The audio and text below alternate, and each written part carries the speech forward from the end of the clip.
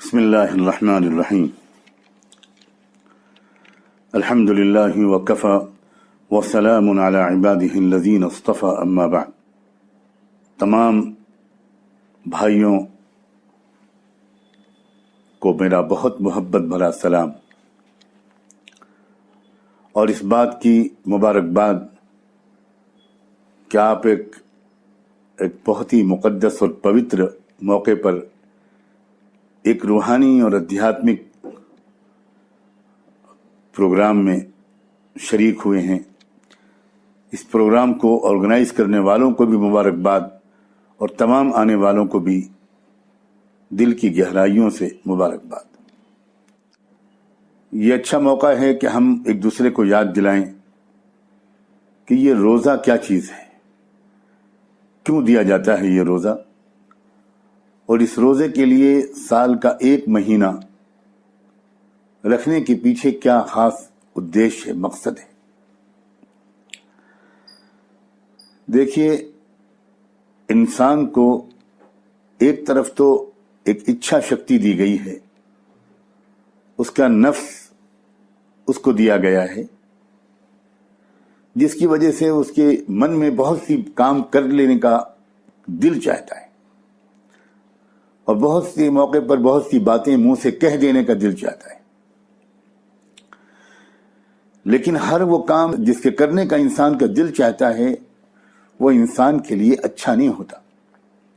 لابھدائک اور مفید نہیں ہوتا، الٹیمیٹلی اس کا نقصان انسان کو پہنچ سکتا ہے۔ اسی طرح بہت سی بول جو انسان منہ سے نکال دینے کا بعض وقت دل اس کا کرتا ہے،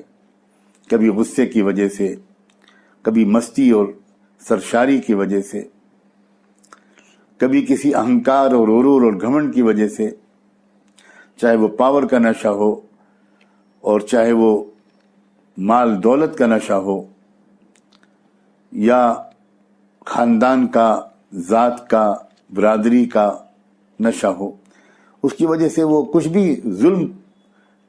کرنے کا اس کا من کرتا ہے کہ میں یوں کر دوں اور یوں کر دوں، یا یہ کہہ دوں اور وہ کہہ دوں۔ تو انسان کے اندر ایک دوسری شکتی بھی خدا نے رکھی ہے، اگر وہ اس شکتی کو صحیح طریقے سے استعمال کرے، اس طاقت کو، اس چھمتا کو، تو انسان اپنے آپ کو روک سکتا ہے غلط کام کرنے سے، ہر قسم کا برا کام کرنے سے، ہر قسم کا برا بول منہ سے نکالنے سے انسان اپنے کو روک سکتا ہے۔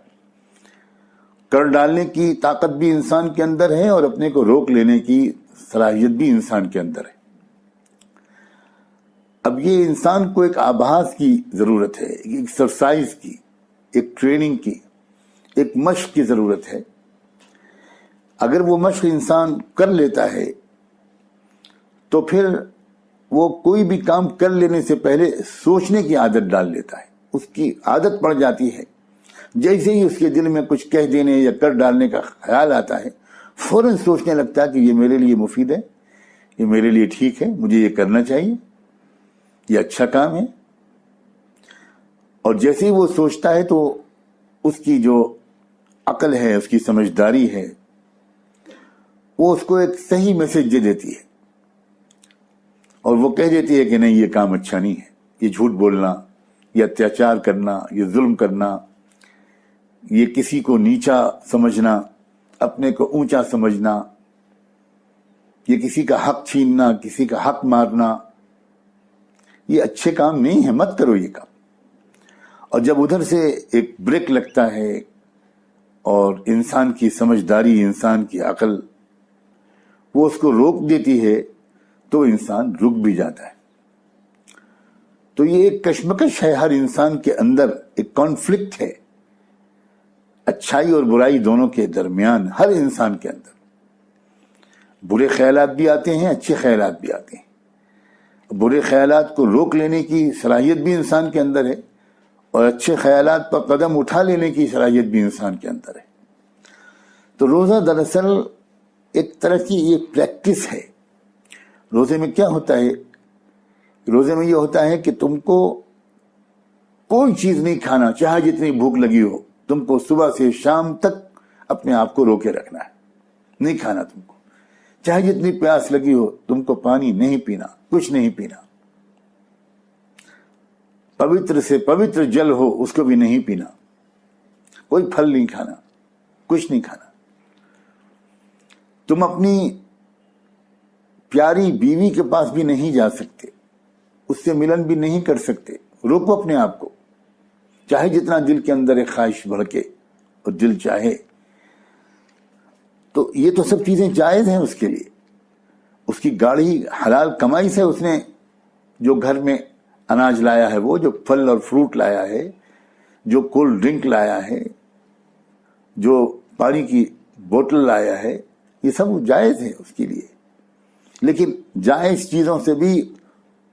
اپنے آپ کو روک لینے کی ایک مشق کرائی جاتی ہے، اور یہ مشق اس لیے کرائی جاتی ہے کہ انسان کو یہ میسج جائے کہ یہ جو تم کبھی کبھی سوچتے ہو کہ میں رک نہیں پاتا، میں موبائل پر غلط تصویریں دیکھنے سے اپنے کو روک نہیں پاتا، میں انٹرنیٹ کا مس یوز کرنے سے اپنے کو روک نہیں پاتا، میں کسی کے بہو بیٹی کو دیکھنے سے اپنے کو روک نہیں پاتا، میں کوئی ظلم کرنے سے یا جھوٹ بولنے سے اپنے کو روک نہیں پاتا، یہ جھوٹ بولتے ہو، یہ غلط کہتے ہو، تم روک نہیں پاتے، تم روک سکتے ہو۔ روکتے ہو یا نہیں روکتے ہو یہ تمہارا اپنا نرنے ہے، یہ تمہارا اپنا فیصلہ ہے، لیکن تم روکتے ہو، روک سکتے ہو۔ یہ بالکل مت کہنا کہ تم روک نہیں سکتے، تم تو اتنے شکتی شالی ہو، اتنا پاورفل ہو کہ بالکل اچھی اور پاک چیزوں سے تم نے اپنے کو روک لیا۔ سخت گرمی کا موسم ہے، تم روم میں اکیلے ہو، پیاس لگی ہے، سامنے فریج میں ڈرنکس رکھے ہیں، تم نہیں پیتے، تم نہا رہے ہو، باتھ روم میں اکیلے ہو، آرام سے تھوڑا سا پانی اپنے حلق سے اندر اتار سکتے ہو، لیکن تم وہاں پر بھی یہ سوچتے ہو کہ اور کوئی تو نہیں دیکھ رہا مگر میرا اللہ تو مجھ کو دیکھ رہا ہے، اس لیے میں یہاں بھی پانی نہیں پیوں گا۔ تو اس کا مطلب ہے کہ تمہارے اندر ایک زبردست طاقت ہے اپنے آپ کو کسی بھی کام سے روک لینے کی۔ تو اس روک لینے کی جو طاقت ہے آج دنیا کے انسانوں میں وہی کم ہو گئی ہے نا، اسی لیے تو سارے کرائمز ہو رہے ہیں۔ قانون تو بہت بنے ہوئے ہیں، ایک سے ایک سخت قانون بنے ہوئے ہیں، لیکن قانون مرڈر نہیں روک سکتا، قانون ریپ نہیں روک سکتا، قانون کسی کی جان لینا نہیں روک سکتا، قانون ظلم سے نہیں روک سکتا۔ انسان کے اندر کی جو ڈیسیشن میکنگ پاور ہے وہ انلائٹن ہو جائے، اس کی جو اویئرنیس ہے وہ بڑھ جائے، اور وہ اپنے آپ کو خود روکنے کی طاقت اس کے اندر آ جائے، یہی ہے جو کرائمز کو روک سکتا ہے۔ رحمت دو عالم سیدنا محمد رسول اللہ صلی اللہ علیہ وآلہ وسلم نے میرے پیارے بھائیوں ایسا سماج دنیا کے سامنے پیش کر کے پریکٹیکلی دکھایا تھا۔ میری بہت محبت بری گزارش ہے کہ آپ اس سماج کی ہسٹری کو پڑھیں، اس کو پڑھ لیں۔ میں ایک انگلش میں ایک کتاب کو بھی سجیسٹ کرتا ہوں، آپ اس کتاب کو پڑھیں، اس کتاب کا نام ہے اسلام اینڈ دی ورلڈ۔ آپ کو اس میں یہ پتہ چلے گا کہ اسلام سے پہلے سماج کا کیا حال تھا، کتنی بلاತ್ಕಾರ ہوتے تھے، کتنے مرڈر ہوتے تھے، کتنی لوٹ مار ہوتی تھی، کتنے اتیاچار ہوتا تھا، غلاموں اور پچھڑے ہوئے لوگوں کے ساتھ کیا زیادتی ہوتی تھی۔ کچھ لوگوں نے اپنے آپ کو بہت اونچی ذات کا سمجھ لیا تھا اور باقی سارے انسانوں کو اپنا غلام بنا رکھا تھا، من مانی کرتے تھے وہ۔ لیکن جب ان کو ٹریننگ ملی اور وہ ان ایمان لائے، صحیح راستہ انہوں نے اختیار کیا، اور یہ سمجھا انہوں نے کہ یہ کام غلط ہیں، اور یہ بھی سمجھا کہ ہم ذرا سی کوشش سے اپنے کو ان غلط کاموں سے روک سکتے ہیں، تو پھر جو روکنا شروع کیا، 1 اور 2 اور 4 اور 10 اور 100 اور 1000 اور لاکھ نے، جو پورے سماج نے اپنے آپ کو غلط کاموں سے روکنا شروع کیا، تو یقین مانیے یہ میں کہیں سے بڑھا چڑھا کر نہیں بات کر رہا، ایسا خوبصورت سماج بنا جس سے پاک صاف سماج آج تک آسمان کی آنکھوں نے دیکھا نہیں۔ تو دراصل ایک بار پھر ایسے ہی سماج کا نرمان کرنے کی ایک مشق کرائی جاتی ہے روزہ رکھوا کر۔ یہ بات صحیح ہے کہ بہت سے لوگ، بہت سے مسلمان آج روزہ رکھتے ہیں، لیکن ایک ریچول کی طرح روزہ رکھتے ہیں، بس روزہ رکھنا ہے، ان کو یہ بھی پتہ نہیں ہوتا کہ اس روزے کا مقصد کیا ہے، اس کی اسپرٹ کیا ہے، اس کا میسج کیا ہے۔ انتھک کوشش اس بات کی جا رہی ہے کہ روزہ رکھنے والے سوچ سمجھ کر روزہ رکھیں کہ روزے کا مقصد کیا ہے۔ روزے کا مقصد اپنے کو غلط کاموں سے، غلط بولوں سے روک لینے کی عادت ڈالنا ہے۔ آپ کو یہ جان کر حیرت ہوگی کہ عربی میں صوم کہتے ہیں روزے کو، اور صوم کے عربی لینگویج میں معنی ہی ہوتے ہیں اپنے کو روک لینا، یہ اس کا لٹریری میننگ ہے، اسی لیے روزے کو صوم کہا گیا۔ اور پھر سال بھر میں ایک بار ایسا مہینہ دیا گیا کہ جو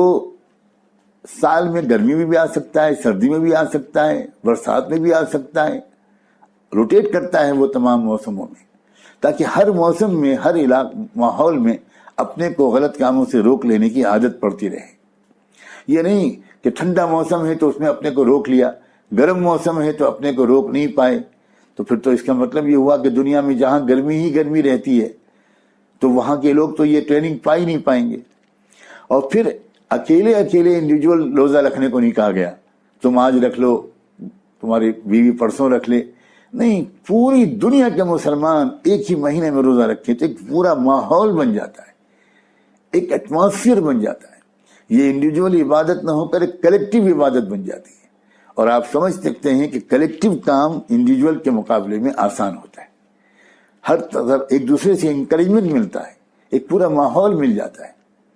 اور پھر یہ رمضان غریبوں کی خدمت کا بھی ایک جذبہ ابھارتا ہے، اس لیے کہ انسان خود بھوکا رہتا ہے،